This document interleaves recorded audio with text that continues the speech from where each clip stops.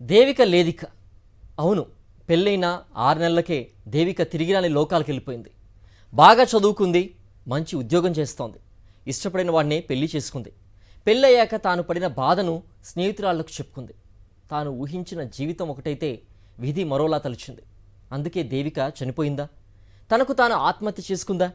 లేక కట్టుకున్నోడే కాటికి పంపాడా? పెళ్ళైన 6 నెలలకే అనుమానాస్పద స్థితిలో సాఫ్ట్వేర్ ఇంజనీర్ దేవిక మృతి ఇప్పుడు తెలుగు రాష్ట్రాల్లోనే సంచలనంగా మారింది. కడదాకా తోడుంటానని వేదమంత్రాల సాక్షిగా పెళ్లినాట ప్రామిస్ చేసిన వాళ్లే కాల ఎముళ్లుగా మారుతున్నారు. అదనపు కట్నం కోసమనో అనుమానంతోనో కారణం ఏదైతేనేం కట్టుకున్న భార్యలను అర్ధాంతరంగా కాటికి పంపుతున్నారు. తల్లిదండ్రులకు కడుపు కోత మిగుల్చుతున్నారు.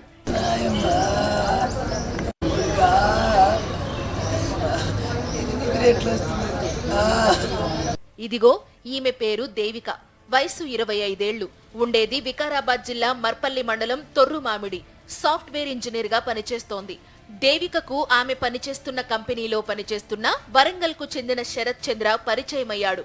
పరిచయం కాస్త ప్రేమ పెళ్లి దాకా వెళ్ళింది. తమ ప్రేమ పెళ్లి జీవితంలో మధుర జ్ఞాపకంగా మిగిలిపోవాలని కలలు కంది దేవిక.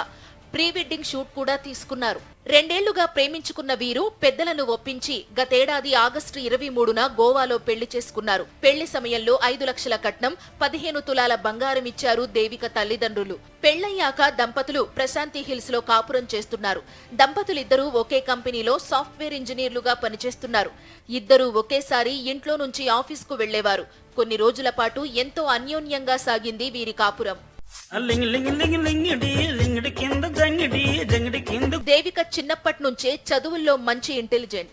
పూణేలోని బిజినెస్ స్కూల్లో MBA పూర్తి చేసింది. సోషల్ మీడియాలోనూ యాక్టివ్ గా ఉంటుంది. పెళ్లైన 2 నెలలకే దేవిక శరత్ కాపురంలో కలహాలు మొదలయ్యాయి. కొన్నాళ్లుగా దంపతులిద్దరూ రోజూ గొడవ పడుతున్నారు. ఈ క్రమంలోనే ఆదివారం రాత్రి ఇద్దరూ మరోసారి గొడవ పడ్డారు. ఇద్దరి మధ్య మాటామాటా పెరిగింది. అంతే, దేవిక తాము ఉంటున్న ఇంట్లోనే ఓ గదిలోకి వెళ్లి తలుపుకు గడియ పెట్టుకుంది. శరత్ చంద్ర తలుపు తట్టినా దేవిక స్పందించకపోవడంతో నిద్రపోయిందనుకుని హాల్లో ఉన్న సోఫాపై నిద్రపోయాడు శరత్. మరుసటి రోజు ఉదయాన్నే పని మనిషి వచ్చింది. ఇల్లంతా శుభ్రం చేసే క్రమంలో దేవిక వెళ్లిన గదిలోకి వెళ్ళింది. అంతే, ఒక్కసారిగా షాక్. దేవిక ఆత్మహత్య చేసుకుంది. ప్రాణాలు కోల్పోయి తురి మరణాన్ని తట్టుకోలేక దేవిక తల్లి కన్నీరు మున్నీరయింది. అల్లారు ముద్దుగా పెంచుకున్న బిడ్డను శరత్ అన్యాయంగా చంపేశాడంటూ దేవిక తల్లి రామలక్ష్మి బోరున విలపించారు. ఎవరికైనా తల్లి కడుపు కోత ఎవరికైనా మిగులుతుంది. ఏ ఆడవిళ్ళకి జరిగిన ఈ కోత మిగులుతుంది తండ్రి, మిగులుద్దు. అదొక న్యాయం చేయండి కొడుకా. ప్రేమించి పెళ్లి చేసుకున్న భర్తతో తాను పడుతున్న కష్టాలను, ఎదుర్కొంటున్న హింసను దేవిక తన స్నేహితులకు చెప్పుకుందే తప్ప ఏనాడు కన్నతల్లికి చెప్పుకోలేదు. ఎందుకంటే తాను బాధపడినా పర్వాలేదు, అమ్మ బాధపడకూడదని దేవిక భావించింది. కానీ ఇప్పుడు తిరిగిరాని లోకాలకు వెళ్లిపోయి కన్నతల్లికి కడుపు కోత మిగిల్చింది. సండే మాట్లాడింది, రాండి బేట అంటే మండే వస్తామని చెప్పింది. సండే డీమార్ట్కి వెళ్తున్నాం, సామాన్ తీసుకొస్తాం మమ్మీ. మండే రోజు ఇద్దరం వస్తాము, కొంతసేపు ఉండి వచ్చేస్తాము, నువ్వేం టెన్షన్ పడకు, వస్తాము అన్నది. అంతే సార్, అదొకటే సార్. నాయమ్మ బాధ పెడుతున్నాడు అని చెప్పపాయకు మెసేజ్ చేసింది వేరే వాళ్ళకు. దీంతోటి భరించలేకపోతున్నా అని ఫ్రెండ్స్కి పెట్టింది. నాతోటి బాధ పంచుకోలేదు సార్. ఆమె నాతోటి బాధ పంచుకోకుండా, ఎందుకంటే మమ్మీ బాధపడుతుందని, మమ్మీ హెల్త్ ప్రాబ్లం ఉంది, ఏమన్నా అవుతుందని పంచుకోలేదు సార్. అంతే, వేరే ఏం లేదు సార్. మమ్మీకి ఏమన్నా అయితే నేను ఒకదాన్ని అయితే అనుకున్నదో చెప్పలేదు బిడ్డ. నా పండు నాయమ్మ, న్యాయం చేయండి సార్. న్యాయం ఏ రకంగా చేస్తారంటే, ఏ రేంజ్లో చేస్తారంటే, వాడు జీవితంలో ఇంకొక చేయనికి భయపడాలి సార్. అలా చేయండి సార్, మీ కాళ్ళు పట్టుకుంటా. నేను ఎట్లా బతకాలి? అమ్మ లేదు, బిడ్డ లేదు, బిడ్డ లేని బతుకుడు. పెళ్లి సమయంలో శరత్ అడిగినంత వరకట్నం ఇచ్చినా కూడా తమ కూతుర్ని అదనపు కట్నం కోసం శరత్ వేధించేవాడని దేవిక బంధువులు ఆరోపిస్తున్నారు. దేవిక తల్లి పేరు మీద ఉన్న ఆస్తిని సైతం తన పేరు మీద రాయాలని వేధించేవాడంటున్నారు. దేవికను విపరీతంగా కొట్టడంతోనే మరణించిందని ఆరోపిస్తున్నారు. దేవికను పొట్టన పెట్టుకున్న శరత్ ను కఠినంగా శిక్షించాలని డిమాండ్ చేస్తున్నారు. బాగా కొట్టాడండి, ఇక్కడ ఇదంతా అయితే చితికిపోయింది, గిచ్చిండు, ఇదంతా బిసికిండు. వాడు చాలా టార్చర్ చేశాడండి అమ్మాయికి. ఆమె ఆత్మహత్యకు పాల్పడదని నేను గట్టి నమ్మకం అండి నాకు. అబ్బాయి నాతో మాట్లాడేవాడు కాదండి, మా అత్తమ్మతోనే మాట్లాడేవాడు.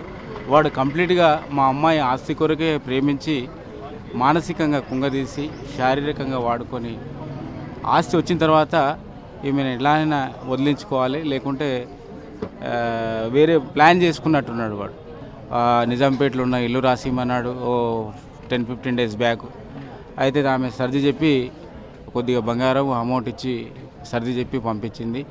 నేనున్నా కదా అని బెట్ట, నేను పోయిన తర్వాత నా యావదాస్తి మీకే అవుతుంది కదా అని చెప్పి వాళ్ళకి సంధానించి పంపించింది. కానీ ఇలాంటి ఉన్మాదికి జీవితంలో మర్చిపోలేనటువంటి శిక్ష వేయాలి, తప్పకుండా వాడికి ఉరిశిక్ష వేయాలి. నేటి సమాజంలో వేరే అమ్మాయిలకు కూడా ఇలాంటి స్థితి రాకూడదండి. నా మేనకోడలు చాలా గట్టి మనస్తత్వం ఉన్నదండి. దేవిక కుటుంబ సభ్యుల ఫిర్యాదుతో పోలీసులు కేసు నమోదు చేశారు. దేవిక చనిపోయిన గదిలో ఆధారాలను సేకరించారు. గత 6 నెలల క్రితం అంటే ఆగస్టు 23 గోవాలో పెళ్లి చేసుకున్నారు. తర్వాత పెద్దలు కూడా అంగీకరించి అందరూ ఒప్పుకున్నారు, హ్యాపీగానే ఉన్నారు. పెళ్లి అయిన దగ్గర నుండి మన రాయదుర్గం లిమిట్స్ లోని ప్రశాంత్ హిల్స్ లో నివాసం ఉంటున్నారు. వీళ్ళు ఫ్యామిలీ విషయంలో అప్పుడు చిన్న చిన్న విషయాలకు గొడవ పడుతూ ఉండేవారని తెలిసింది. అదేవిధంగా గత సండే రోజు సాయంత్రం కూడా ఇద్దరు గొడవపడి ఎవరి రూమ్ లో వాళ్ళు వెళ్ళి పడుకున్నారు. నెక్స్ట్ మార్నింగ్ హస్బెండ్ లేచి చూసేసరికి అమ్మాయి ఇంట్లో తన రూమ్ లో ఊరేసుకొని చనిపోయి ఉన్నది. ఇటు విషయం అమ్మాయి వాళ్ళ పేరెంట్స్ కూడా ఇన్ఫార్మ్ చేశాం. వాళ్ళ అమ్మాయి వాళ్ళ పేరెంట్స్ అలిగేషన్స్ ఏంటంటే మా అల్లుడు అమ్మాయిని అదనపు డబ్బులు తీసుకురామని చెప్పేసి తన ఏదో వాళ్ళ మదర్ పేరు మీద ఉన్నటువంటి ఇల్లు తన పేరు మీదకి ట్రాన్స్ఫర్ చేయించమని చెప్పేసి అమ్మాయి ప్రెషర్ చేస్తూ ఇబ్బంది పెట్టేవాళ్ళని చెప్పి ఆ ఇబ్బందులు తట్టుకోలేకనే తను ఆత్మహత్య చేసుకున్నది, ఊరేసుకుని అని చెప్పేసి కంప్లైంట్ ఇచ్చారు. అది కేసు కట్టి ఇన్వెస్టిగేషన్ చేస్తున్నారు. మంచి చదువు, ఉద్యోగం, పైగా ఇష్టపడిన అబ్బాయితో పెళ్లి చేసుకుని భవిష్యత్ను బంగారుమయం చేసుకోవాలని కలలు కన్న దేవిక ఇప్పుడు లేదు. ఏ వ్యక్తినైతే ఇష్టపడి భర్తగా తన జీవితంలోకి ఆహ్వానించిందో ఆ వ్యక్తి వల్లే తన జీవితాన్ని అర్ధాంతరంగా ముగించడం అందర్నీ విషాదంలోకి నింపింది.